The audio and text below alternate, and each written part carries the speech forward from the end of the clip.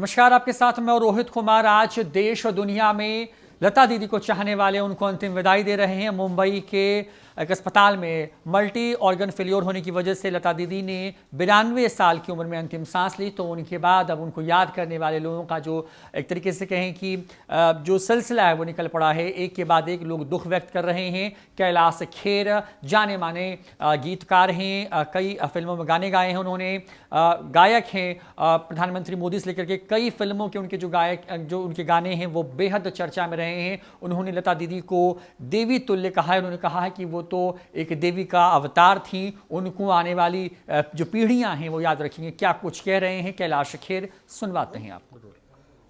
Sir, Lata ji की आज सुबह सुबह ही खबर आई, जैसा कि जी आज सुबह से ही हम लोगों को ये दुखद समाचार के प्रति प्रतिक्रियाएं चल रही हैं।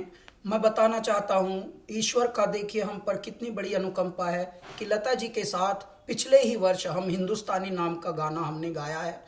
श्री अमिताभ बच्चन जी भी उसमें हैं और ईश्वर की कृपा यह है कि लता जी का भी आशीर्वाद उस गाने में प्राप्त हुआ।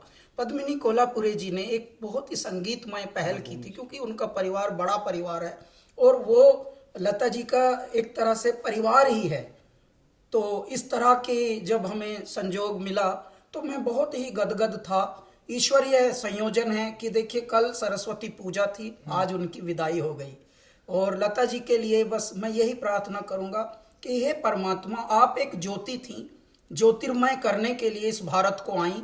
भारत में जब तक मनुष्य जाति जीवित रहेगी, प्रेम करना आपके गानों से सीखेंगे, भक्ति करना आपके गानों से सीखेंगे और सीखते आए हैं, सीखते आए हैं और ये परिपाटी चलती रहेगी युगों युगों तक, जब तक मानव जाति यहाँ पर है।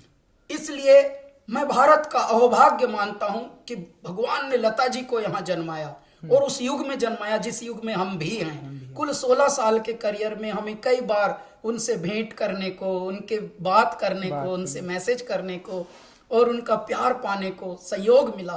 तो मैं अपने आप को भी परम भाग्यवान मानता हूं।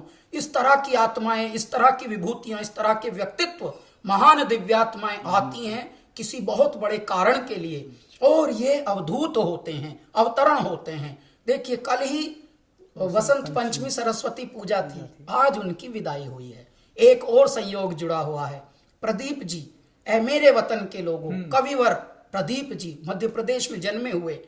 ऐ मेरे वतन के लोगों, जरा आंख में भर लो पानी। आज उनका जन्मदिन भी है। इत्तेफाक की बात देखिए, संयोग देखिए आप कि आंख में भर लो पानी, पूरे विश्व की आंख में पानी आ गया है और पीड़ा से व्यथित है पूरा विश्व, पूरा देश, पूरे देश का आम और खास सब।